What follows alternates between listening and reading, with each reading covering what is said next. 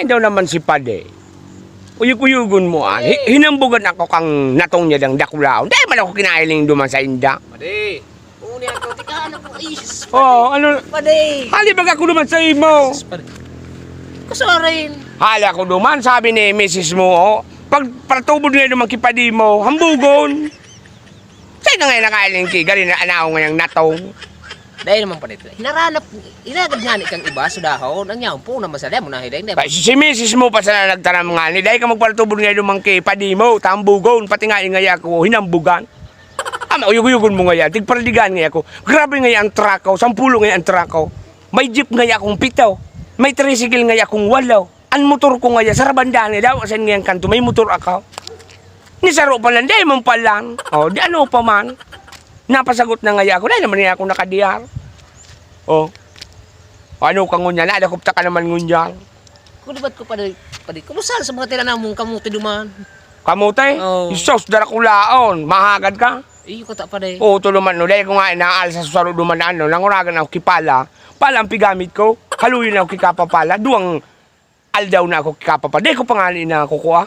Darakulaon, ano? Ay, dakulaon talaga, di payag ka dakula. Ay. Kaya kung muya ka, kumuha ka ki mga alalay mo duman, makuha sa na ito, itaw ko lang sa imo.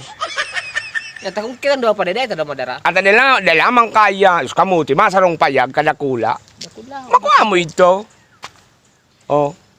May tanong ka man ka na kamuti, lamang. Sa kuya, nyaw naman sa kuya pade. Kung yan yung... So lagi cry baga. Lagi cry? Kamuting kahoy? Ano mang kamuting kahoy mo? Ako na yung magkikamuting kahoy, kamuti talaga. Iyo ang pig-urag-urag ko talagang tanong, tadarakulaon. Ang kunya na naman pade, ang... ang unod kang kamuti ko. Garo na mga nyug kadarakula. Ang alay? Ang unod, garo na mga pun kang nyug kadarakula. Pung kanyaw? So kamuting kahoy mo? Pero ang lawas ka, saradayuton. Pero ang unod, darakulaon. Garinyaw. Ayan ayo mang girali sa ano ko. Kung garinyaw, ay sa dayan yun. Sa kuya gari payag. Gari ay sa'yo pa di payag. Pero kung ano kalaba, so kamuting kahoy mo duman. 5 metros pa di ang saraw. 5 metros? Grabe naman, harambugo naman sa dayan. Tunay ang pa di. Pag dinuman ko naman ang tanong mong iyan, baday mo. Ngani ba siyan mo? Mataram ka naman kan. Palong ko naman. Naghahanap ko ngani ako pa din kikargan. Ano daw niya kung pwede so tricycle mong kargahan ta. May nag-order kay sa kuya. Baday naman duman manigo. Nigo ito. Mga pirang kilo daw ang saraw.